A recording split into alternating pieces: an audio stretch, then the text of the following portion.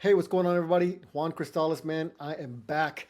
Took a little bit of a short break. Ended up going down south to the Gulf of America. Had a great time in a place called Kima, and we did some fishing. We did a bunch of stuff with the kids. And hey, man, I'm back at work. But I want to share with you guys a few of the pictures because I think it's cool to check the stuff out.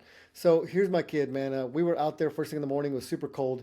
At least for Texas, it was. It was like, in the high 50s or something like that, 40s maybe. Anyway, the point is that it was a little bit chilly in the morning when we first got out. See, check this out. We did some fishing. This guy caught some fish there, man. We did good. There's me with my kids. We're barely going out there. This little guy wanted to do some, he wanted to touch the shrimp that we were using for bait, which is kind of cool. He was actually the very first one to catch a fish that day. Man, he was super excited, and I'm so glad I got this picture of him. She got a fish. That's a good size one. He did too. Again, this guy got one. And then we ended up going to NASA Space Center Houston, and that place was really, really exciting, man. There's so much stuff to do. Growing up, one of my things that I always loved going was going to NASA. There's my kids at this exhibit here. It's kind of the picture's taken on point 0.5. That's why it looks kind of stretched and skewed at the bottom, but it was a very cool picture. Um, this thing was exciting. This is just a family picture there. This is Mr. Carl Waltz. I think, man, he's an actual astronaut. He was telling us some cool stories. We got to meet him. We got to get his autograph. He was a super great guy. I'm glad I got to meet him.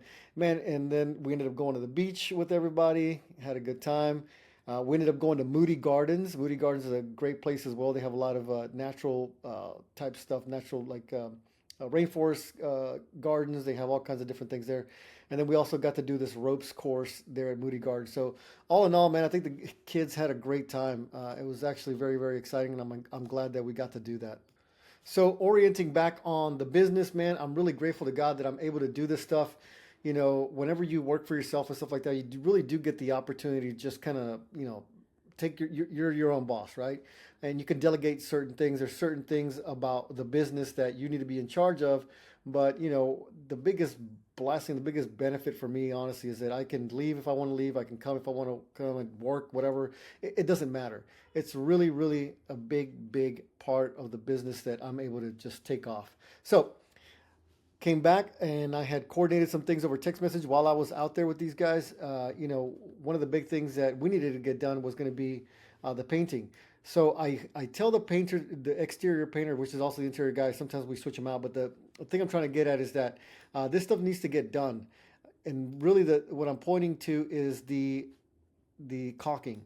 I want the caulking to get done because really, up until the caulking is completely finished, you can still potentially get a little bit of water inside the structure. Now we have, if you guys remember, we have first we have plywood, and then we have the moisture barrier, and then we have the siding on top of that. So there's a really low likelihood that water's going to get into the property.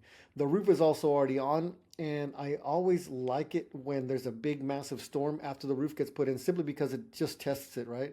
And so if you can see here, there's parts where the caulking is already put in, which is exactly what you want. This is what I want this guy to be able to do, is get all this stuff caulked in really nice and tight, so that way water does not get in, cannot penetrate in to the actual structure.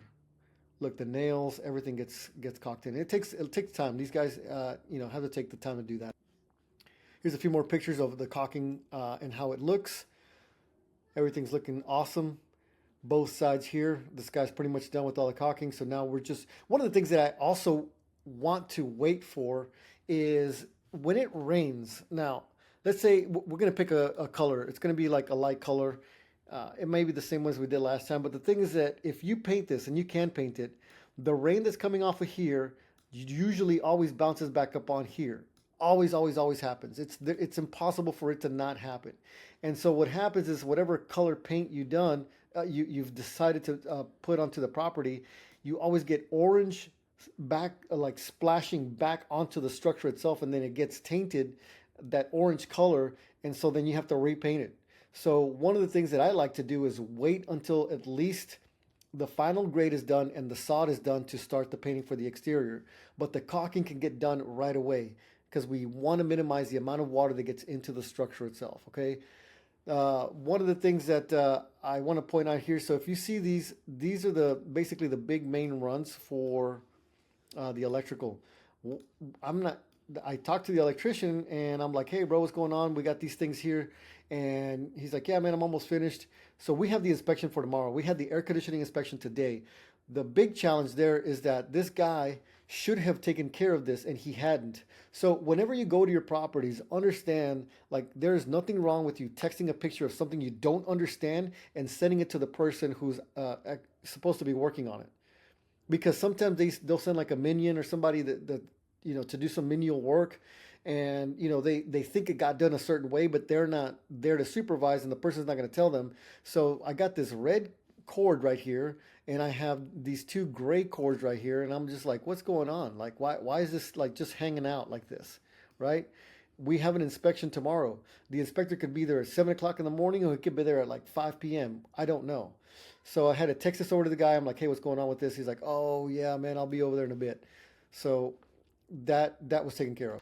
So really the big thing for you as the builder is don't be afraid to ask questions. Snap a picture, send it over to the guy and say, hey, what's going on with this? Why is this looking like this if we have an inspection tomorrow? So now today was the air conditioning inspection.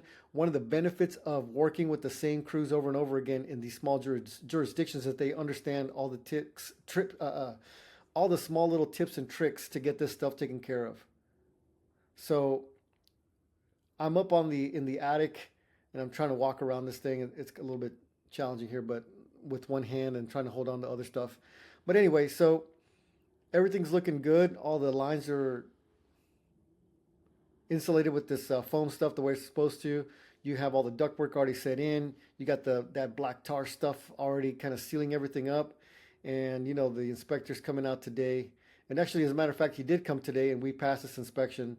So man, for the air conditioning guys that we have, man, they run a tight ship. They really, really do. And for an investor, sometimes people want to go with like a better price, but the problem with that is that you don't always get the best quality. And if you have to reinspect and pay for a reinspection fee, if you have to get things done multiple times and like waste of material because it didn't get done correctly. Let's say, for example, that these tubes are going to be too thin. The plan called for something thicker, or there's a certain type of tube that needs to have a certain level of insulation. You know, so the insulation that goes on the walls, right? So you have insulation in the walls like this, right? So these tubes, this ductwork has insulation in it as well, and it has a specific R rating that on the plan it says. So if you have someone that's out there not doing this correctly, it's going to fail the inspection. So we're always walk that delicate balance of not paying too much but getting quality work. Okay, so understand that you can negotiate a little bit, but once you start negotiating too hard on some of these trades, you're going to end up getting product or quality that is not very good, and you have to get the reinspection and pay the reinspection fees. So understand that aspect of it. That is all the updates that we have for today, guys. This project is moving along great. Sorry, I had to look over here to see what day we're on. We're on day number 37 of this particular project. Day number 37. Tomorrow's inspection is going to be the electric inspection.